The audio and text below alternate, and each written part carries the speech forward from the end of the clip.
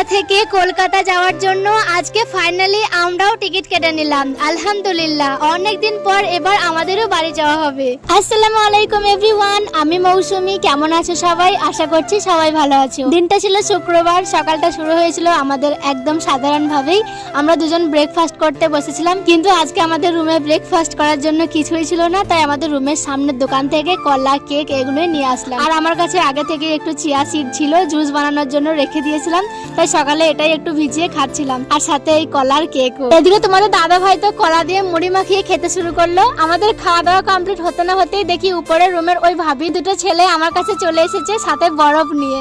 আসলে ওদের ফ্রিজে না একটু বেশি বরফ হয়ে গিয়েছিল, তাই আমাদেরকেও দিতে এসেছিল। প্রথমে আমি তো ভেবেছিলাম যে এই বরফটা দিয়ে কিছু বানাবো, কিন্তু আমরা যেহেতু আজকে রুমেই থাকছি না, তাই আজকে আর কিছু বানাতেও পারলাম না। কিছুটা বরফ আমাদের পানির বোতলে ভরে দিয়েছিলাম, আর কিছুটা আমি মুখে মাখছিলাম। যাই হোক, সত্যি বলতে গেলে উপরে ভাবিরা কিন্তু সবাই খুবই ভালো, ছেলেগুলো কিন্তু সবাই খুবই ভালো।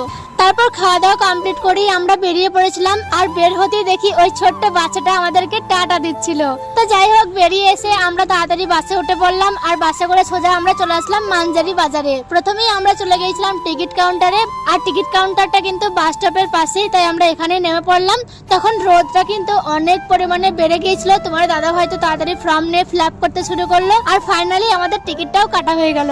আমরা তো ভেবেছিলাম যে বকরিদে বাড়ি যাব, ঈদে বাড়ি যেতে খুব ইচ্ছে করছিল, কিন্তু টিকিট না পাওয়ায় আমাদের আর যাওয়া হলো না। তবে কয়েকদিন আগে কাটলে হয়তো আমরা কোরবানি ঈদেই বাড়ি যেতে পারতাম। যাই হোক, এখন আমাদের টিকিট হয়েছে কোরবানি ঈদের 3 দিন পরে, তাই আমরা 3 দিন পরেই বাড়ি যাব। এরপর আমাদের টিকিট কাটা হয়ে যাওয়ার পরে আমরা সোজা চলে গিয়েছিলাম সবজি বাজারে। টুকটাক কিছু সবজি কেনা ছিল, তাই সবজি বাজারে গিয়ে কিছু সবজি কিনে নিলাম। আজকে না রোদটা খুব বেশি ছিল, আর গরমও কিন্তু অনেক পরিমাণে, তাই দোকানগুলোতে কিন্তু খুব বেশি ভিড়ও ছিল না। তো দরকার মতো আমাদের যা যা লাগে আমরা এখান থেকে কিনে নিলাম। আর আজকে না পালং শাক পেয়েছিলাম। এখানে কিন্তু সবসময় শাক পাওয়া যায় না, তাই যখনই পাই আমরা তখনই কিনে নিই। এরপর আমরা মুদিখানার বাজারে গিয়েছিলাম। চাল ডাল আর কিছু মশলাপাতি শেষ হয়ে গিয়েছিল, যেগুলো দরকার ছিল সব কিনে নিলাম। অল্প অল্প করে যা যা লাগতো সবই নিয়ে নিলাম। এরপর বাজার শেষ করে মুড়ি নিতে আর একটা দোকানে গেলাম। এই ছোট্ট জিনিসটাই কিন্তু আমাদের দিনের শেষে বা হঠাৎ খিদে পেলে অনেক কাজে লাগে। যাই হোক, সব কাজ শেষ করে এবার আমরা রুমের দিকে রওনা দিলাম। আমাদের বাসটাও চলে এসেছিল, তাই আমরা বাসে উঠে পড়লাম।